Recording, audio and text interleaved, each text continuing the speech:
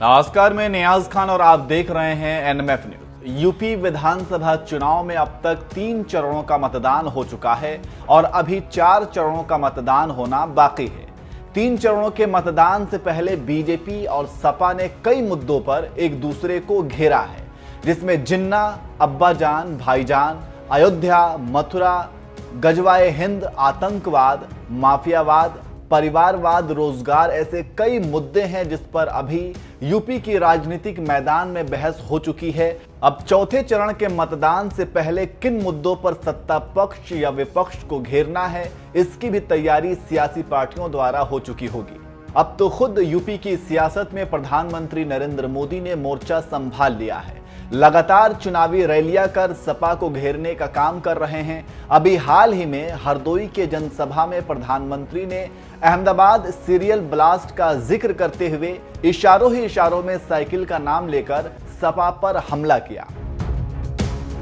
गुजरात में बम धमाके हुए, कभी आपने सुना नहीं होगा। इस बम धमाके कैसे धमाके किए गए थे?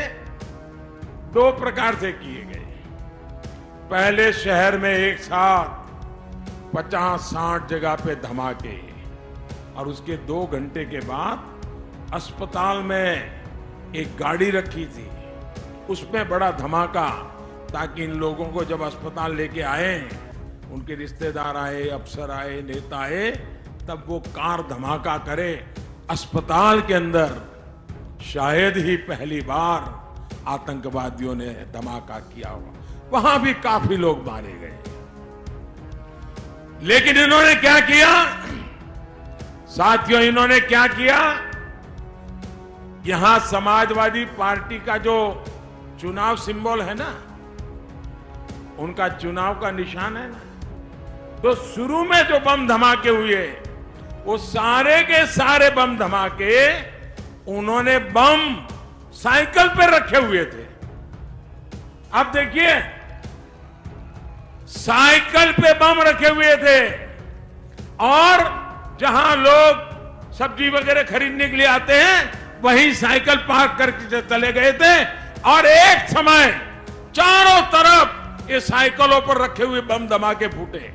मैं हैरान हूं, ये साइकिल को उन्होंने क्यों पसंद किया?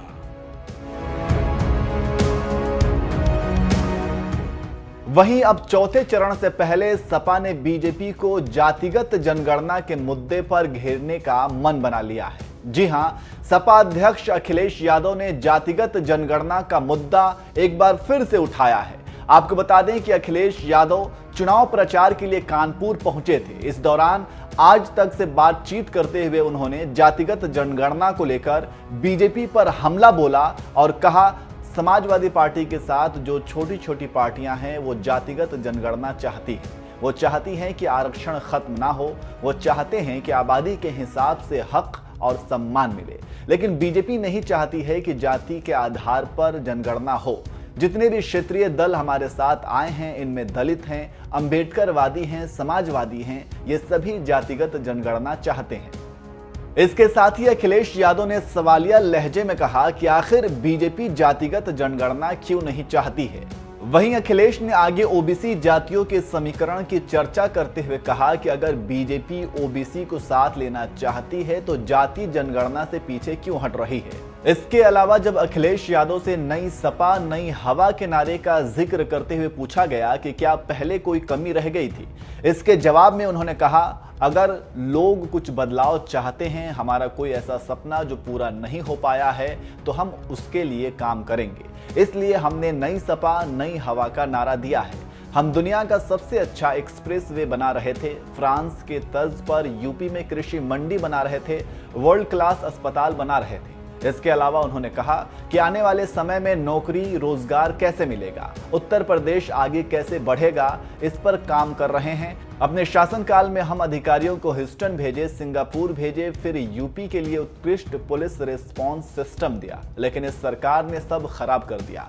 इसलिए हम कह रहे हैं कि नई हवा है, नई सपा है।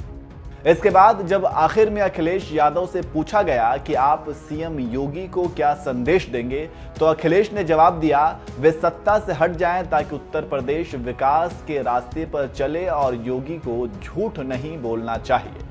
इस तरह से अखिलेश यादव ने सभी मुद्दों पर बात की और इसके अलावा परिवारवाद पर भी बात करते हुए लॉकडाउन में अपनों को खोने का जिक्र करते हुए कहा कि जिसका कोई परिवार नहीं वो परिवार के दुख दर्द को क्या समझेगा। तो इस तरह से आप समझ सकते हैं कि अब चौथे चरण में जातिगत जनगणना के मुद्दे पर बीजेपी को घेरने का अखिलेश ने पूरा मन बना लिया है। अब देखना यह होगा कि अखिलेश का यह दांव कितना कारगर साबित होता है।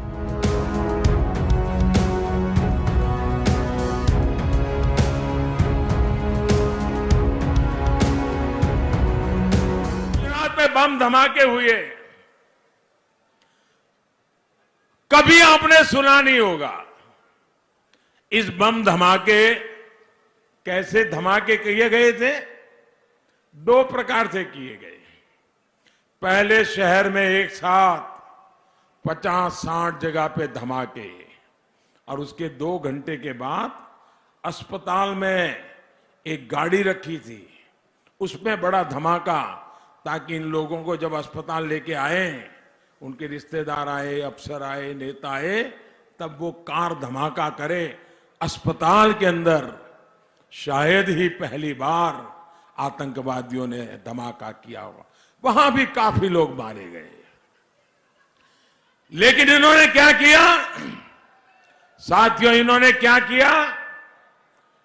यहां समाजवादी पार्टी का जो चुनाव सिंबल है ना, उनका चुनाव का निशान है ना, तो शुरू में जो बम धमाके हुए वो सारे के सारे बम धमाके उन्होंने बम साइकिल पे रखे हुए थे। अब देखिए, साइकिल पे बम रखे हुए थे और जहां लोग सब्जी वगैरह खरीदने के लिए आते हैं वहीं साइकिल पार्क करके चले गए थे और एक समय चारों तरफ ये साइकिलों पर रखे हुए बम धमाके फूटे। मैं हैरान हूं, ये साइकिल को उन्होंने क्यों पसंद किया? और हमारे किसानों को रात रात जग करके अपनी खेती बचानी पड़ रही है, अपने खेत बचाने पड़ रहे हैं। बताओ, जानवर से आपको अपनी खेती बचानी पड़ रही कि नहीं बचानी पड़ रही?